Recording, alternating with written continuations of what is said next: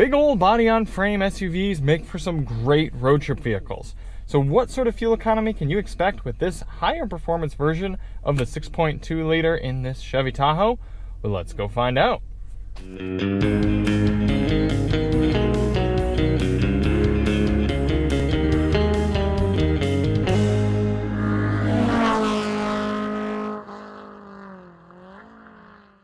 Hey everybody, it's Charlie from Daily Motor, and today we've got the real-world highway fuel economy test on the 2023 Chevy Tahoe with RST with the performance package.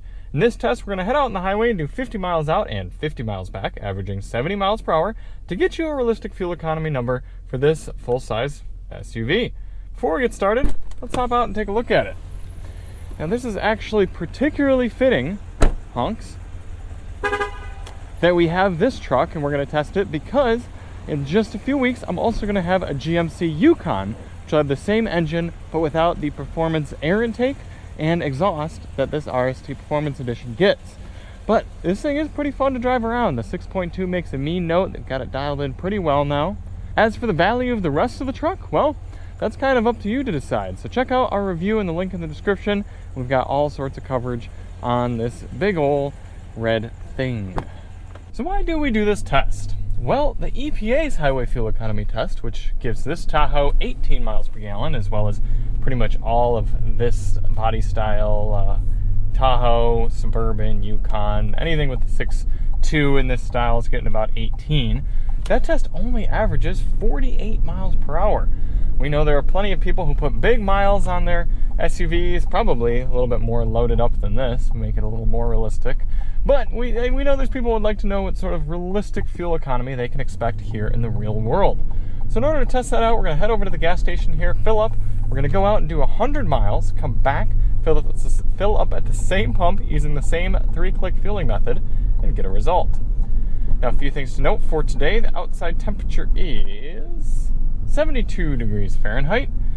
Our tire pressures have been set to their door placard 35 psi cold. And we're going to run the climate control at 73 degrees auto. All right, let's hop out and fill it up. Now, interestingly enough, the RST here, and I don't know if it's all 6.2s or just this one, actually recommends premium fuel. Now, there's no way I would put premium in this regularly unless I was towing a lot of weight, pulling a lot of payload, that sort of deal. But I do know that this tank is pretty much full of premium already, so I'm going to put premium in it for this test. We're going to be doing the test on premium. If I could guarantee that the tests were regular, then I'd run it on regular, but just keep that in mind that we're running premium here. 4.220 gallons going in for our first fill. Before starting up the truck, I've got the GPS reset. We've got our trip computer reset. Get our climate control going at 73 auto. Sync it up, and we're ready to begin. We do have a few different drive modes here in the Tahoe and a few different all-wheel drive modes. So we've got normal, sport, off-road, and tow haul for the drive modes. And then we've got 2-wheel drive, auto, 4 high, and 4 low. I think we've got 4 low in this truck. No, I guess we do not. But we got 4 high at least. But we're just going to be running this test in normal mode and 2-wheel drive. So let's head over to the highway and begin. Now the goal of this test isn't to hypermile. I'm not trying to get the best possible fuel economy for this truck, but rather a realistic figure. If you just headed out at 70 miles per hour and cruised down the highway, see what you would get. So in order to do that, we're going to get up to highway speed at a reasonable pace and set our cruise control at a GPS indicated 71 miles per hour. Now for ever so long we've done 72, but I think 71 is going to be better for this test because we're really not getting interrupted too much since we're running at night and we've got such a quick stint over to the highway. I think I should be able to run 71, but I'll bump it up to 72 if we have any trouble getting our average up. Initial highway impressions. No big surprise here that this is pretty darn comfortable. Looks like getting up to 70 miles per hour. Whoa, okay, someone's in a hurry. Getting up to 70 miles per hour. Dash is reading about 1 mile per hour high, so we're going to have to settle in at 72 on the dash. It's going to give us 71 on the GPS. We do have adaptive cruise, but no super cruise in this one, so I am going to have to be piloting it myself, which is just fine with me. 71, we're cruising just under 2,000 RPM, looks like about 1800 or so. A little bit of extra room coming from the back. I think that might be because I've got one of the seats folded in the second row. And kind of that usual body on frame vibration coming through the cabin as you go over any sort of bumps. But overall, we should waft pretty well. Now, I believe we have dynamic fuel management on this engine, which shuts off all the way down to, you can go from 8 cylinders normally all the way down to 2 cylinders at a time in order to conserve fuel. But I don't see a screen on here that actually shows me if we're running in dynamic fuel mode. Now, I know the older 6.2s, you could hear it. Oh, here we go. The fuel economy screen will probably tell us. Let's get that back now. A lot of people just hustling today. There we go. This fuel economy screen might tell us when we're down in kind of V2 or V4, however it's situated. But maybe it doesn't do that anymore with dynamic fuel management. Anyway, we're going to continue on with the test here. I'm going to test out this 9-speaker Bose sound system. We'll catch up with you at the end. In the meantime, enjoy this time lapse of the entire trip.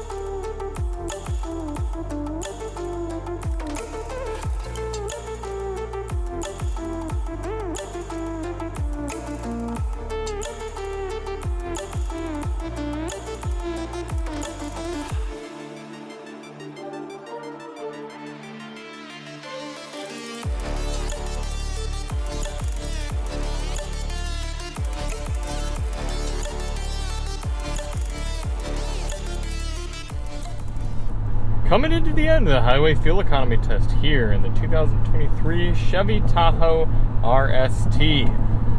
If this trip computer is anything to be believed, we are doing much better than EPA, 20.7 MPG. And remember, when you're dealing with lower fuel economy figures like this, a few miles per gallon is a significant difference. From a percentage standpoint, the difference between 18 and 20 would be like going from 36 to 40. I mean, so it's notable. I think it's pretty good. I don't know if the EPA test is just generally unfair to these 6.2 liter motors, and I'm really thankful that we're getting the Yukon here, and I'm thankful that I was able to run this one, and then I should be able to run that one as well and compare what they get. Because I'm curious if it's all these 6.2s are going to exceed their fuel economy estimates, or if this RST Performance Edition with the cold air intake, well, it's not really cold air, just the air intake and the exhaust, if that kind of helps the situation. It's been a nice smooth test as expected, averaged 70 miles per hour according to our GPS. We've just got a few miles left here before hopping off the highway.